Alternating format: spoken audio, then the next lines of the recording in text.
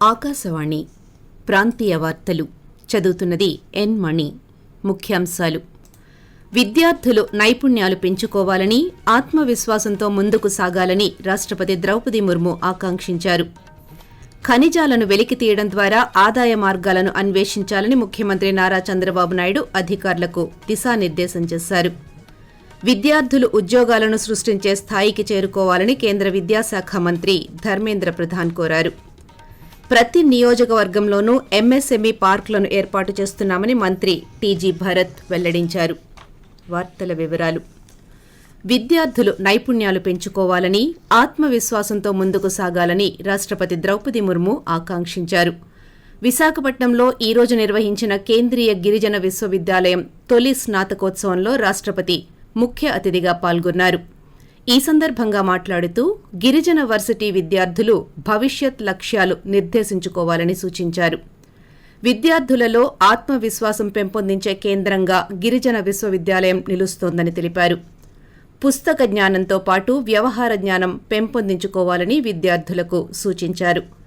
సంస్కృతి పరిరక్షణతో పాటు సమాజ, దేశ భవిష్యత్ నిర్మాణంలో విద్యార్థులు భాగస్వామ్యం కావాలని రాష్ట్రపతి అన్నారు. పతకాలు అందుకునే వారిలో 40% మహిళలు ఉండడం గొప్ప విషయమని ద్రౌపది ముర్ము పేర్కొన్నారు. స్వర్ణ పతకాలు సాధించిన వారిలో 70% మహిళలు ఉండడం గర్వకారణమని రాష్ట్రపతి తెలియజేస్తూ, मुझे बताया गया है कि आपकी संस्था के ट्राइबल स्टडीज विभाग द्वारा कुई और सावरा समेत अनेक जनजातीय बोलियों के डॉक्यूमेंटेशन को लेकर के इसी प्रकार से जमीनी कार्य किया जा रहा है। मुझे ये जानकर प्रसन्नता हो रही है कि विश्वविद्यालय ने राज्य सैनिक बोर्ड के सहयोग से सशस्त्र बलों के कर्मियों, पूर्व सैनिकों तथा अनेक आश्रितों के लिए एक शिक्षा प्रशिक्षण केंद्र की स्थापना की है. ఈ కార్యక్రమంలో రాష్ట్ర గవర్నర్ ఎస్ అబ్దుల్ నజీర్, మంత్రులు నారా లోకేష్, వంగలపూడి అనిత, గుమ్మడి సంధ్యారాణి తదితరులు పాల్గొన్నారు. విద్యార్థులు ఉద్యోగార్థులుగా ఉండరాదని, ఉద్యోగాలను సృష్టించే స్థాయికి చేరుకోవాలని కేంద్ర విద్యాశాఖ మంత్రి ధర్మేంద్ర ప్రధాన్ కోరారు. విశాఖలో గిరిజన విశ్వవిద్యాలయం తొలి స్నాతకోత్సవం కార్యక్రమంలో ఆయన ఈ రోజు పాల్గొన్నారు. ఈ సందర్భంగా మాట్లాడుతూ 2047 వికసిత్ భారత్ లక్ష్యం కోసం విద్యార్థులు బాధ్యతాయుతమైన పాత్ర పోషించాలని సూచించారు. భవిష్యత్ లక్ష్యాలను నిర్దేశించుకుని విద్యార్థులు ముందుకు సాగాలని కేంద్ర మంత్రి పేర్కొంటూ, As Education Minister of India, as Education in charge of this country, my expectation will be from you, don't go behind Naukri, don't go behind any government service or any job. Try to become job creator. Your initiative job will be created, many more will be get job. You are not entitled to go for a job. You are entitled to create jobs. University are meant to take lead, to create new innovation, new models. I am confident and this university has unique position. రాష్ట్రంలోని వివిధ ప్రాంతాలలో విలువైన ఖనిజ నిల్వలను గుర్తించేలా mineral mapping చేయాలని ముఖ్యమంత్రి నారా చంద్రబాబు నాయుడు ఆదేశాలు జారీ చేశారు. క్రిటికల్ మినరల్స్, బల్క్ మినరల్స్తో పాటు విలువైన లోహాలు లభ్యమయ్యే ప్రాంతాల మ్యాపింగ్ జరగాలని ఆయన సూచించారు. ఉండవల్లి క్యాంపు కార్యాలయంలో గనుల శాఖపై సమీక్షను ఈ రోజు నిర్వహించారు. ఈ సందర్భంగా చంద్రబాబు నాయుడు మాట్లాడుతూ, రాష్ట్రంలో వెలికితీసే ఖనిజాలకు విలువ జోడించేలా ప్రాసెసింగ్ ప్రక్రియను నిర్వహించే అంశంపైన దృష్టి సారించాలని సూచించారు. రాష్ట్రంలోని ఖనిజ సంపదకు సంబంధించి మార్కెట్ క్యాపిటలైజేషన్కు విస్తృతమైన అవకాశాలు ఉన్నాయని, దీనిపై నిపుణులతో కలిసి అధ్యయనం చేయాలని కోరారు.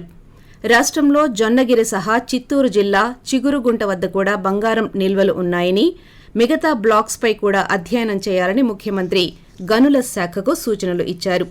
ఈ సమీక్షలో గనుల శాఖ మంత్రి కొల్లు రవీంద్ర, ప్రభుత్వ ప్రధాన కార్యదర్శి తదితరులు పాల్గొన్నారు. ఓటర్ల ప్రత్యేక సమగ్ర సవరణ ఎస్ఐఆర్ జాబితా మ్యాపింగ్ ప్రక్రియ పక్కాగా నిర్వహించాలని బాపట్ల జిల్లా కలెక్టర్ డాక్టర్ వినోద్ కుమార్ స్పష్టం చేశారు. జిల్లాలోని వేటపాలెం మండలం పొట్టి సుబ్బయ్యపాలెం గ్రామంలో ఆయన ఈ రోజు పర్యటించారు. ఓటర్ల ప్రత్యేక సమగ్ర సవరణ జాబితా సర్వేలో భాగంగా ఓటర్ల మ్యాపింగ్ ప్రక్రియను కలెక్టర్ క్షేత్రస్థాయిలో పరిశీలించారు. ఈ సందర్భంగా మాట్లాడుతూ, ఎన్నికల కమిషన్ ఆదేశాల మేరకు 2002 ఓటర్ల జాబితాను 2025 ఓటర్ల జాబితాకు మ్యాపింగ్ చేస్తున్నామన్నారు. ఆకాశవాణి ప్రాంతీయ వార్తలు వింటున్నారు. రాష్ట్రంలో గత 2 ఏళ్ల కాలంలో 20 లక్షల కోట్ల రూపాయల వరకు పెట్టుబడులు వచ్చాయని రాష్ట్ర పరిశ్రమలు వాణిజ్య శాఖ మంత్రి టీజీ భరత్ పేర్కొన్నారు. అమరావతిలోని రాష్ట్ర సచివాలయంలో పాత్రికేయులతో ఆయన ఈ రోజు మాట్లాడుతూ 2 ఏళ్లలో 18 వరకు రాష్ట్ర స్థాయి పెట్టుబడుల ప్రోత్సాహక మండలి SIPB సమావేశాలు నిర్వహించామని తెలిపారు. Quantum valley, space city, drone city, steel plant వంటి 3 సెక్టర్లపై రాష్ట్ర ప్రభుత్వం ప్రత్యేక దృష్టి పెట్టిందని చెప్పారు. అదేవిధంగా సర్క్యులర్ ఎకానమీ పాలసీని రాష్ట్రంలో తీసుకువచ్చామని అన్నారు. రాష్ట్రంలోని ప్రతి నియోజకవర్గంలోనూ MSME పార్కులను ఏర్పాటు చేస్తున్నామని మంత్రి వెల్లడిస్తూ Google, the largest FDI that has happened in India is Google data center, which is committed by them, and 2 phases la adi kuda jarugutundi. Green hydrogen valley, this is also not there in anywhere in India. Maname first ikkada tevadam jarigindi. Already manaku green ko sambandhinchindi green hydrogen plant foundation edam jarigindi sir. Adi kuda tvorlo they have whatever commitment they have given, that will be done. Dumping yard రహిత మున్సిపాలిటీల దిశగా ప్రభుత్వం ముందుకెళ్తోందని రాష్ట్ర పురపాలక పట్టణాభివృద్ది శాఖ మంత్రి పొంగూరు నారాయణ తెలిపారు. అమరావతిలోని రాష్ట్ర సచివాలయంలో స్వచ్ఛ ఆంధ్ర కార్పొరేషన్ అధికారులు, మున్సిపల్ కమిషనర్లతో మంత్రి ఈ రోజు సమీక్షా సమావేశం నిర్వహించారు. ఈ సందర్భంగా ఆయన మాట్లాడుతూ మున్సిపాలిటీల్లో ప్రతిరోజు ఉత్పత్తి అయ్యే చెత్తను అదే రోజు పూర్తిగా తరలించడానికి ఏర్పాట్లు చేస్తున్నట్టు పేర్కొన్నారు. ఇప్పటికే Visakha, Guntur waste to energy ప్లాంట్లకు పలు మున్సిపాలిటీల చెత్త తరలింపు ప్రక్రియ జరిగిందని అధికారులు మంత్రికి తెలిపారు. మిగిలిన మున్సిపాలిటీలోనూ చెత్తను ప్రాసెస్ చేసేందుకు ప్రభుత్వం ఏర్పాటు చేసే ఫ్రెష్ వేస్ట్ ప్లాంట్ల ఏర్పాటు పనుల పురోగతిపైన మంత్రి అధికారులతో చర్చించారు. ముఖ్యమంత్రి నారా చంద్రబాబు నాయుడు రేపటి నుండి వరుసగా పలు కార్యక్రమాల్లో పాల్గొననున్నారు. 1వ తేదీ నుంచి 5వ తేదీ వరకు ఆయన పలు జిల్లాల్లో పర్యటించనున్నారు. జిల్లా పర్యటనలో పలు సంక్షేమ, అభివృద్ది కార్యక్రమాలలో పాల్గొననున్నారు. పేదల సేవలో కార్యక్రమంలో భాగంగా సామాజిక పింఛన్ల పంపిణీ కార్యక్రమం కోసం నెల్లూరు జిల్లా చిల్లకూరు మండలంలో రేపు పర్యటించనున్నారు. అదే రోజు తిరుపతి జిల్లా సత్యవేడు నియోజకవర్గంలోని శ్రీ సిటీలో హీరో మోటోకార్ప్ గ్లోబల్ పార్ట్స్ సెంటర్కి శంకుస్థాపన చేయనున్నారు. 2వ తేదీ ఉదయం తిరుపతి జిల్లా రైల్వే కోడూరులో Viksit Bharat guarantee for Rozgar Ajeevika mission VBG Ramji ప్రారంభ కార్యక్రమంలో పాల్గొంటారు. 3వ తేదీ ఉదయం కడప జిల్లా జమ్మలమడుగు నియోజకవర్గం సున్నపురాళ్లపల్లెలో రాయలసీమ స్టీల్ ప్లాంట్ పనులను ముఖ్యమంత్రి ప్రారంభించనున్నారు. 3వ తేదీ నుంచి 5వ తేదీ వరకు ముఖ్యమంత్రి కుప్పంలో పలు అభివృద్ది కార్యక్రమాలకు శంకుస్థాపనలు, ప్రారంభోత్సవాలు చేస్తారని అధికార వర్గాలు తెలిపాయి. ఉత్తర బంగాళాఖాతం, దానిని ఆనుకుని దక్షిణ బంగ్లాదేశ్లో కొనసాగుతున్న ఉపరితల ఆవర్తనం సగటు సముద్ర మట్టానికి 1.5 నుండి 5.8 కిలోమీటర్ల ఎత్తులో విస్తరించి ఉందని అమరావతిలోని భారత వాతావరణ కేంద్రం తెలిపింది. దీని ప్రభావంతో జూలై 3వ తేదీ నాటికి వాయువ్య బంగాళాఖాతం, దాని పరిసర ప్రాంతాలలో అల్పపీడనం ఏర్పడే అవకాశముందని పేర్కొంది. రాగల 3 రోజుల్లో రాష్ట్రంలో పలుచోట్ల తేలికపాటి నుండి మోస్తరు వర్షాలు లేదా ఉరుములతో కూడిన జల్లులు కొన్ని చోట్ల కురిసే అవకాశముందని వెల్లడించింది.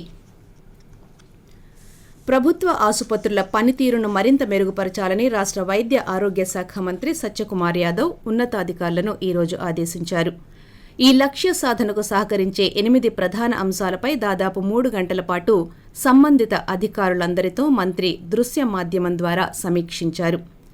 ప్రభుత్వ వైద్య సిబ్బంది జవాబుదారీతనాన్ని మరింతగా పెంచాలని, ఇందుకోసం ప్రభుత్వ ఆసుపత్రుల పనితీరు మదింపు ప్రక్రియను సమగ్రంగా మార్చాలని ఉన్నతాధికారులకు మంత్రి సూచించారు. వార్తలు ముగించే ముందు ముఖ్యాంశాలు మరోసారి. విద్యార్థులు నైపుణ్యాలు పెంచుకోవాలని, ఆత్మవిశ్వాసంతో ముందుకు సాగాలని రాష్ట్రపతి ద్రౌపది ముర్ము ఆకాంక్షించారు. ఖనిజాలను వెలికితీయడం ద్వారా ఆదాయ మార్గాలను అన్వేషించాలని ముఖ్యమంత్రి నారా చంద్రబాబు నాయుడు అధికారులకు దిశానిర్దేశం చేశారు. విద్యార్థులు ఉద్యోగాలను సృష్టించే స్థాయికి చేరుకోవాలని కేంద్ర విద్యాశాఖ మంత్రి ధర్మేంద్ర ప్రధాన్ కోరారు. ప్రతి నియోజకవర్గంలోనూ MSME పార్కులను ఏర్పాటు చేస్తున్నామని మంత్రి టీజీ భరత్ వెల్లడించారు. ఆకాశవాణి ప్రాంతీయ వార్తలు ఇంతటితో సమాప్తం.